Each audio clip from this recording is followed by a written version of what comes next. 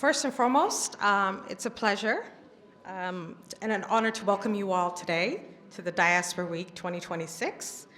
I am honored to be here. My name is Fatima Ahmed Umar. I will be your moderator today for this panel. Some people we know, some people we don't, but we'll do a brief introduction before we start the panel. So just going into the panel, our theme this year for this first high-level panel is harnessing the potential of the Somaliland diaspora. If I may, though, I'm just going to take a little detour, if you don't mind. I'd like to frame today's conversation from a slightly different perspective. And rather than asking how Somaliland can harness its diaspora, I invite us to explore how Somaliland and its global community can build an enduring partnership, one founded on shared responsibility and shared opportunity. Before we look ahead, it's worth reflecting on the remarkable journey that has brought us here. The story of the Somaliland diaspora is not a recent one. It goes back more than a century, when Somalilanders traveled abroad in search of opportunity, not to leave their homeland behind, but to create better futures, specifically for their families. But they still remain deeply connected, and the culture never left them. Some established businesses across the Gulf, while others worked as seafarers, dock workers, and laborers in the United Kingdom. This is our history. Wherever they went, they carried Somaliland with them, like a badge of honor. Throughout our history, that connection has never been broken. We remain the same no matter where we go. During the struggle for Somaliland's liberation, the diaspora played an important role through advocacy, financial support, and international engagement. After we reasserted our independence, when our people were rebuilding from the ground up, the diaspora once again became a lifeline, supporting families, rebuilding homes and businesses, investing and helping restore hope during one of our most difficult times. Like many in this room, I also grew up in the diaspora. And one lesson was always ingrained in us by our parents. No matter where we lived, Somaliland remained home. It was our home. It contributed, and our job was to contribute to its success, its prosperity, and it was our responsibility to bring it back home. The Somaliland diaspora is more diverse than ever. Alongside those who have faithfully supported families through remittance are entrepreneurs, investors, academics, innovators, healthcare professionals, technology leaders, creatives, and a new generation of young Somalilanders who want to contribute in new and different ways that are not the traditional path of remittance only. And we have seen that clearly now. These young people are first generation or second generation born in the diaspora. And their take on how they contribute doesn't necessarily follow the path of their forefathers. Therefore, the opportunity before us is much bigger than a financial contribution alone. It's about innovation, knowledge exchange, skills transfer, entrepreneurship, policy dialogue, and global partnerships. So when we talk about today's theme of harnessing the potential of diaspora, I'd rather go with another important question. How do we move from a relationship defined by obligation to one defined by strategic partnership? Allow me to introduce the panel for today. We have Ms. Zulekha Hassan, Diaspora Youth Representative and founder of the Center for Civic Innovation and Sustainability. Mr. Mohammed Abdullahi Hassan, founder and CEO of Fusion Remit. Dr. Ahmed Musa, Director General of the Presidential Delivery Unit. And Ms. Yvonne Chilimo, Labor Mobility and Social Inclusiveness Specialist at IOM. Please join me in welcoming our panelists. So my first question is going to be to Dr. Ahmed. Dr. Ahmed, when we speak about the Somaliland diaspora today, who are we talking about? How has the diaspora evolved over the past 3 decades? And what strengths does that diversity bring to Somaliland's national development? Thanks, Fatima. Good morning, everyone. I think regarding your question of who are the diaspora we are talking about, I think I'm a living example of that question. I lived, for the past 15 years, I lived in 4 different countries. I lived in Uganda, I lived in Kenya, I lived in Norway, Oslo, and I live in Kuwait. But I do not consider myself as a diaspora.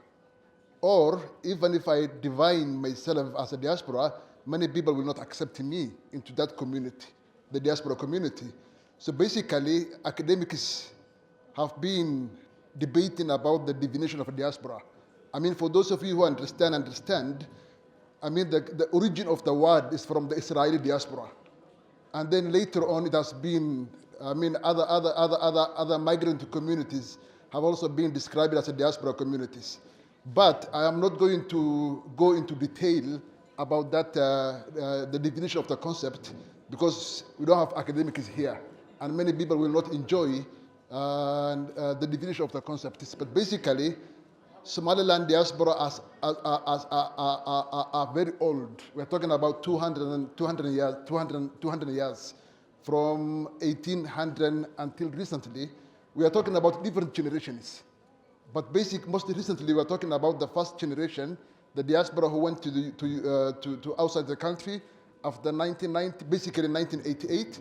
We call them the first generation. We are talking about the second generation, the offspring of the first generation, and we are talking about the third generation, now the offspring of the second generation.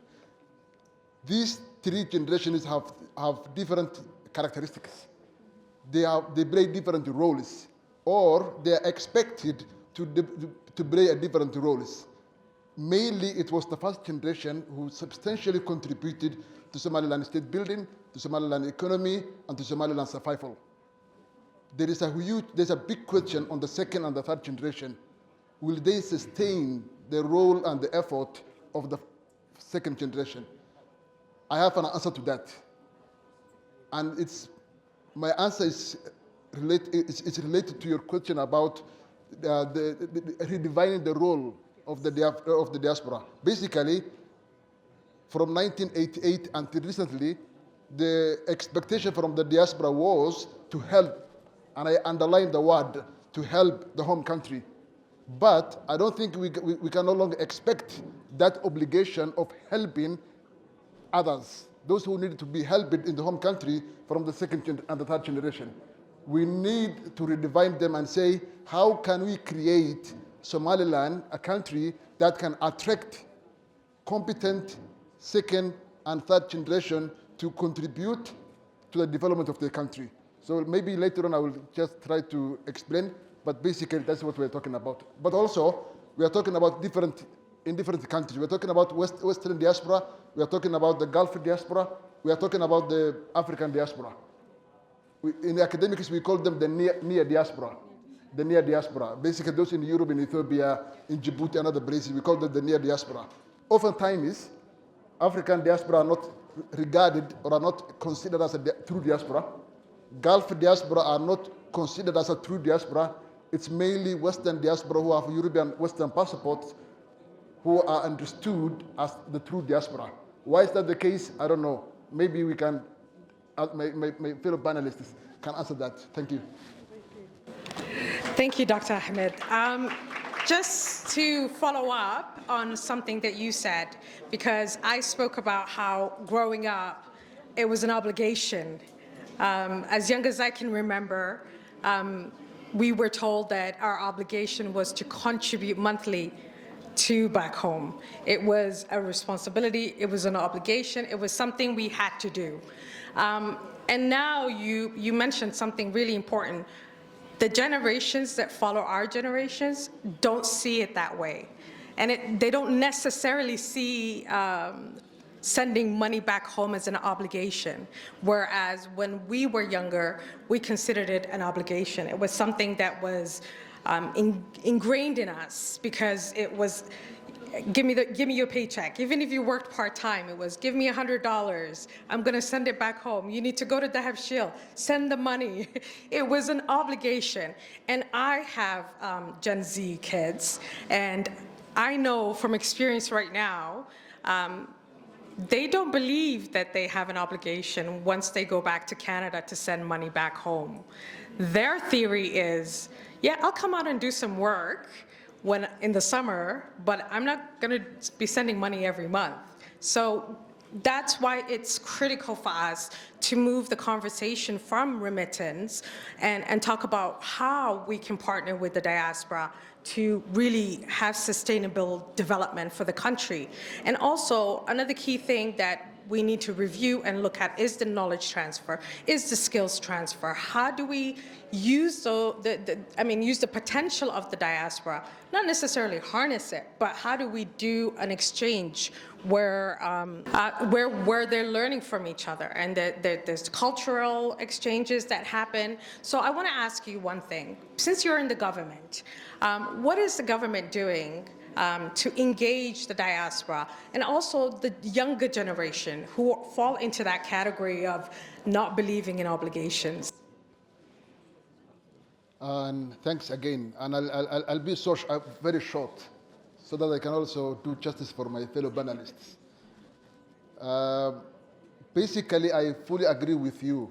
I mean, when the diaspora are helping the home country, it always starts with an obligation of being obliged to help family members, extended family members. But whenever we talk about an obligation, we should also talk about reciprocity. People are not obliged for the sake of being obliged. When I'm obliged, I'm expecting something back, right? Yes. Whether anything. The reason why the old generation were obliged to help the home country, because those in the home country, they also reciprocated. They reciprocated maybe through protection, protecting assets back home, protecting plots of land, protecting the business, maybe sometimes even providing some help, especially during maybe helping extended family members of the diaspora people during crisis. But the second generation are not obliged, number one. Number two, they are not expecting any reciprocity from those in the home country, because they're very much embedded in the safety nets of the host countries. Basically, insurance, banking, investment, everything. So protection, security, everything. So they're not expecting anything back. Now, I think it's the right time that the government of Somaliland answers a very big question. How can we still make the second, third generation of the diaspora connected to the home country? And as I said earlier, the question should shift, and as you rightly said, the question should shift from asking the diaspora to help Somaliland, to help their extended family members, to remit money. The question should shift. How can we ensure that the future second, third generation is contribute to the development of their country? And for that to happen, now it's time that the government of Somaliland has a serious discussion and serious policy decisions, that they create an enabling environment for the diaspora so that they can bring back with innovations, they can bring the investment, and they can contribute to the international investment. So I strongly believe Somaliland needs to create an enabling environment. Currently, I admit that Somaliland environment is not largely enabling, especially bureaucracies, monopolies, clan connections, and everything. So basically, we need to create an enabling environment, friendly regulations, predictable institutions. Currently, our institutions are not predictable. It depends on your personal connections for the diaspora so that they can be able to invest. A very good example is the Israeli diaspora. Israeli managed to create an enabling environment, predictable environment for the diaspora, and all Israeli diaspora are very much connected to the home country. That's exactly what we need to do here in Somaliland, and that's the competition we need to have here. I would like to say, as someone who was born and raised in the United States, I've been coming to Somaliland since I was 15 years old. And so for me, having that relationship and getting to know like my grandfather, my grandmother, my great aunt really helped support like my identity and curating that for me and what it means to actually be a Somalilander, what it actually means to be someone who's going to be invested in the future. Not only in terms of like what my own like labor output, my own financial output is, but also the well-being of my neighbors, people from the city where my family's from, both in Hargeisa and in Mirbera, and also what it means for people that live in the United States or live in the diaspora in particular to think about how we can make our people more water secure, food secure, in terms of like helping and aiding with the structural capacity and the state building of the government. And so there's a lot of pathways and there's a lot of I would say hunger, and there's a lot of drive that people from the diaspora have, whether you're first gen or whether you're second gen right now. There is this longing for like to belong. There's this longing to actually go back home and spend more time than just like a month, 2 months, 3 months. And so there's like this real desire to also engage with people who are older, if there's like a generational gap in terms of like what our actual contribution can be, more than just, as you guys have already touched, in terms of like sending money back home. It is an obligation, but we also have to remember that the majority of our population is poor. We're not cash, we're not liquid. You know, we have an abundance of resources, alhamdulillah, but we're not a liquid population. And so the majority of our population really suffers from lack of accessibility. I mean, even our basic needs. So that money that is sent back home from our parents or those of us that are young and that, alhamdulillah, do have like who are established or have like a decent salary or income, we understand that when we do send money back home, it's because we're meeting the basic needs of our family members and extended people, or if it's what we donated to wellness projects for people back in the country. And so I think there needs to be this closure of this gap of realizing that there isn't this break in understanding and that young people do not want to invest in Somaliland. Young people do not want to send money back to Somaliland. Young people are much more comfortable with the luxuries and the leisurely life of living abroad, because we also see our parents wanting to come back to Somaliland, invest, build houses. Like when they say like, oh, chagan ka ibsaniya, wahandoni rugurina diso. Well, the money's also coming from you too, you know? So you have to know. And also, I think there's this aspect of really ingraining into young people, just as my parents did, alhamdulillah, that this is your inheritance. Like people died for this, you know? Like our parents didn't become refugees or were forced into exile because they didn't want to stay in Somaliland or because they were like 100 years ago the descendants of like seamen. That's a very small population. The majority of Somalilanders that live abroad were forced to because of the genocide. And so it's important to remember. Someone else had like touched on.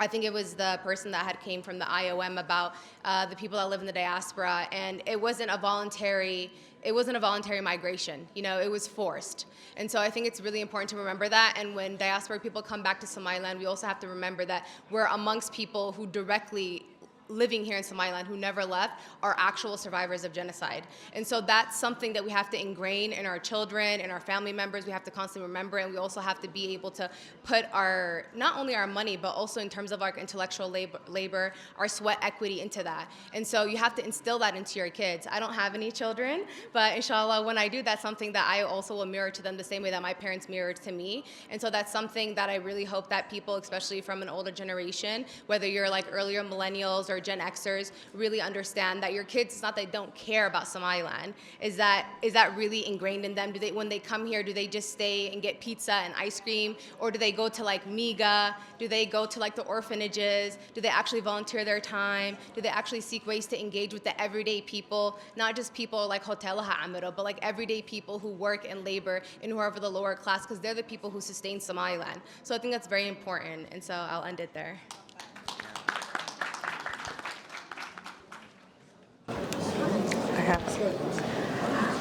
I love that you said that, Suleha, because I truly believe that in order to engage as a diaspora, you need to be able to go into local, like really go into the local world. I think a lot of times when we bring our diaspora kids, I live here, I've been here for 11 years almost, my kids grew up here, so it's a little different for me, but with my family, when they bring their kids here, they spend most of their times in hotels. and they're eating pizza, and they're not even getting to see the local tourism sites, or they don't take the opportunity to meet with elders. And a big thing that happens when our kids who come from the diaspora for the summer sit down with the elders and go into the local world, they will get an understanding of what it means to be Somalilander. And another thing that I really like that you talked about, Sulekha, was I was a generation, we were forced to leave. It wasn't a choice. We did not migrate. We were refugees. We ended up in countries that we did not know, in a world that we did not understand, and that took a lot of adapting. But I feel like the generation that, your generation that were born there, I feel like you guys have kind of a good grasp of both worlds. You understand why your parents had to leave. And not only do you sympathize, you also empathize with it, and you weren't physically there, but you understand that it's not an obligation, it's something to keep me and my heritage, and for the next generations, and to be able to hand it over. How do you think, because I know that like more than ever, there's a whole generation of firstborn diasporas that are in fields that Somaliland and our country can utilize. You talked about water. Water scarcity is the biggest issue we have here in Somaliland. We've had back-to-back droughts, and the reality is we need those expertise. How do we engage the youth or the young professionals that have those expertise? What are some of your suggestions? Thank you. I have several suggestions, and I kind of wrote them down.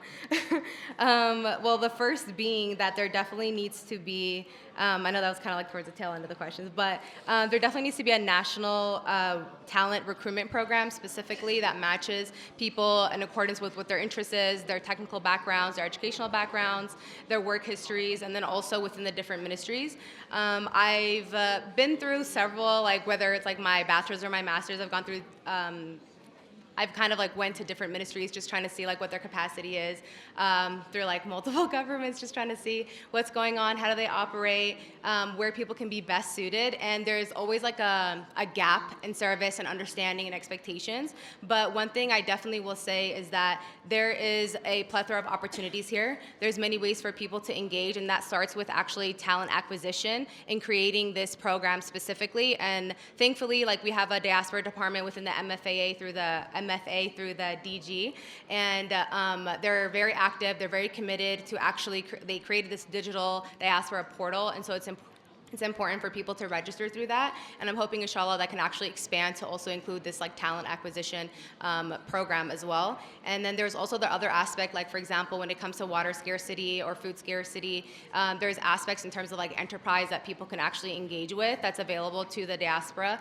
It's just a matter of like how invested you're willing to be, how much your contribution, your sweat equity, and also your level of curiosity, because that's really necessary. If you're not a curious person, if you're not interested in actually getting into the nitty-gritty, investing your time, being out there in the hot sun, being patient, it's like a virtue you have to practice every day here. I know we do culturally and religiously, but it's really something that's going to build your mental fortitude, and it's something you have to practice every day. But there's many, many avenues in which the diaspora can actually engage, and so that's one of the first ways I would definitely say. There's also this other aspect regarding investment-based projects. So that can be like either in like water, boreholes, it can be in piping, it can be in sewage.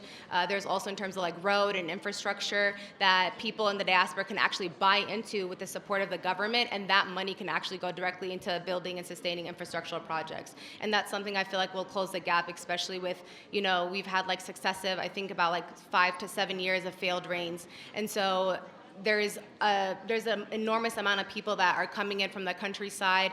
They're they're living in small towns, and those towns are becoming highly urbanized, but there's no services for them. And then a lot of people end up pouring into major cities, such as the capital of Hargeisa, which is also 70% water insecure. So there's a lot of challenges, but every single thing you can think about, there's literally a solution for it. And I don't say that like lightly or like naively. I literally see it every day. It's a matter of connecting people and galvanizing the diaspora specifically. And I believe it starts with the diaspora office, as well as, and this is my last point, as well as the diaspora mission offices abroad.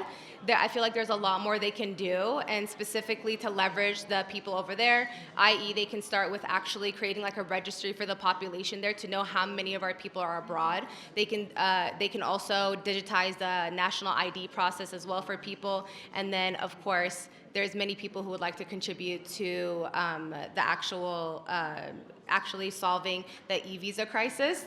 I know there's a lot of people that were not able to come to the country this year because of that reason, and it's a very simple fix. And so inshallah, I hope that we can actually get to that so we can have more of our people come here without having to be in fear of their data or their personal information being taken by people in Somalia that are also aligned with terrorists. So that's a big concern. We were leading into how we can move away from remittance and go into another path that's going to engage the younger generation as well. Mohammed, for decades, remittance has sustained a lot of people. As Sulekha said, we've all said it at some point in the panel. Today we're seeing a shift though. We're seeing a very big shift toward investment and entrepreneurship and innovation. What are some of the practical steps that are needed to encourage the diaspora members to invest? Not only their financial capital, but also their expertise. What do you think? And also their networks. بسم الله الحمد لله والصلاة والسلام على سيدنا نبينا محمد. Lord, والله يرسف قرينا يرالسك هذا. If I try to answer that question, there is a two-way. One, a recently written article about whether a remittance takes part of the development or not. And when you read the literature, most of the people say yes, remittance can take care or help to develop the country. But when you go deep into and critically evaluate that, you will see that remittance per se is not enough. Especially the host country has to have so many things in order before they utilize the remittance. So you need to have institutions and frameworks that specifically target the diaspora, and also you have to have a specific projects that target the diaspora. For instance, recently maybe Somaliland has also started the Somaliland Development Fund, yes. the Somaliland Diaspora Fund, and that's really good. The central bank is now working with also something like that. So unless we have those in place, we cannot utilize or get the full benefit of the remittance. And another thing that I will share with you is a story of my young nephew. I recently invited him in an event in Stockholm where we raised one of those projects that has been done here in Hargeisa. And he has never been in the country. I forced him to be there. And I told him, please just come and see and listen. He listened it and he liked the idea. And he invested in $1,000. And at the same time also he persuaded two of his Swedish friends to invest in the same project. And when we talk about the younger generation, the emotional is not anymore working. Yeah. We cannot really force them to be obligated to send remittance, but we can have some business or projects that target this young generation, because what they're looking for is not about sending money through emotional connection or obligation, but invest in the country. Still they have that connection with their country, but they need another mindset. And I think most of the thing that we need has to happen here in the first. And another one thing that I would add is Somaliland is one of the most expensive travel. Yeah, so recently, yeah. for the last 5 years, every Somalilander has to pay in between $1,700 to $2,000 just to come to the country, and that's really disencouraging the diaspora to come. So the government has to come up some mechanism to fight for that. One way to fight for that should be just having maybe summer charter There's many countries that does that kind of arrangement. So we have to really think about not what diaspora can contribute. Diaspora has already shown and demonstrate what they can do, but it is time for the government to utilize that and have all the mechanisms that need. Thank you very much.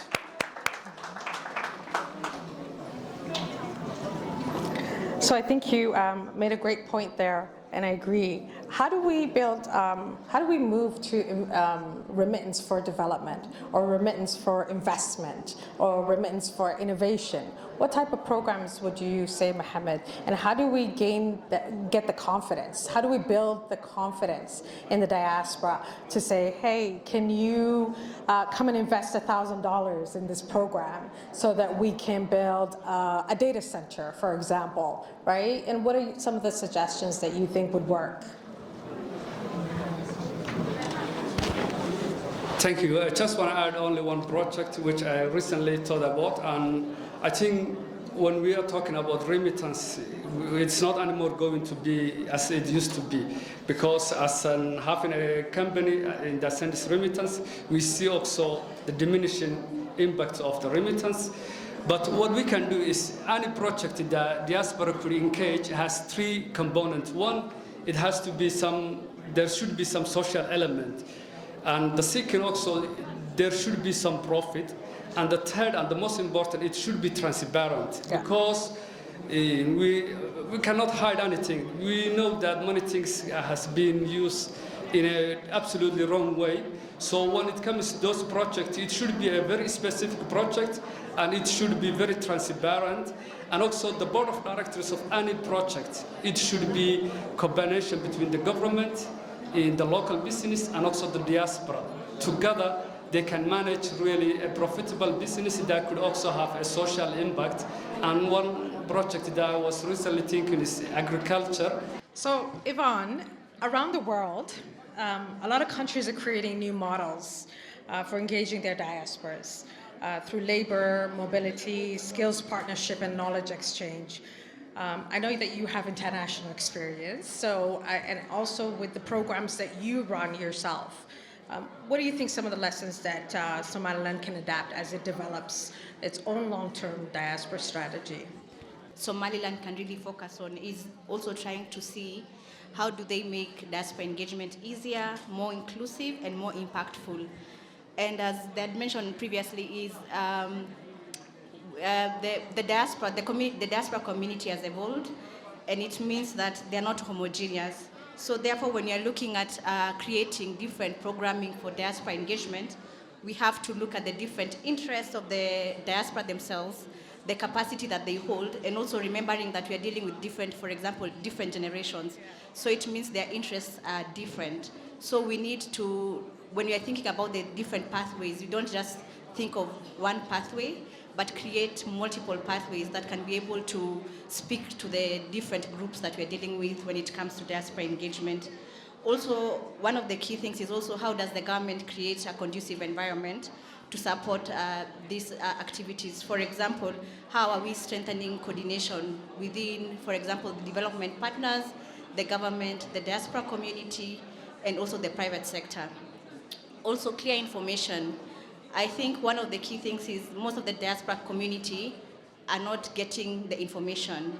Because, for example, you can have so many needs within Somaliland in terms of investments, skills transfer opportunities, but it's not getting to the right audience.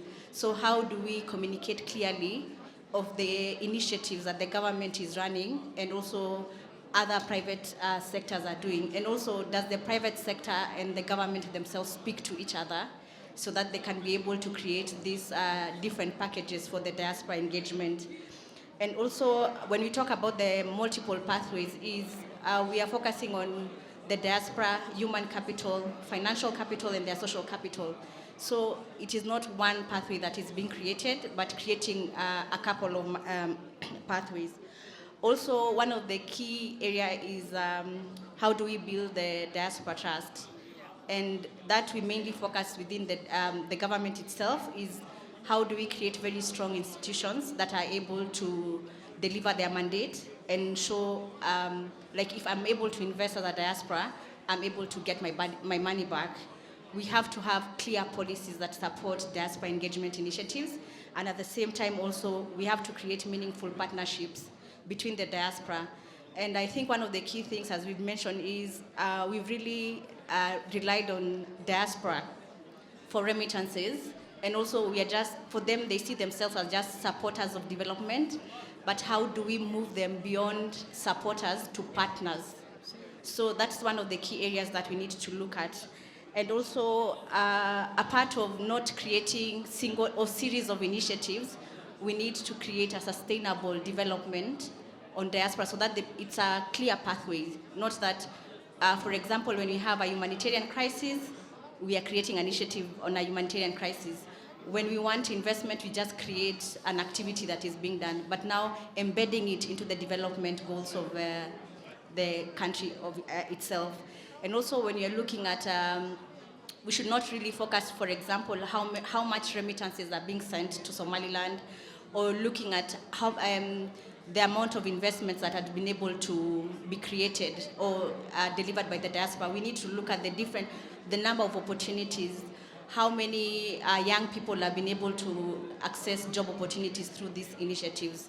So those are the key areas that we really need to focus on. And I think of importance at the end of it is bringing all the stakeholders together so that they can be able to play the different roles. Thank you so much.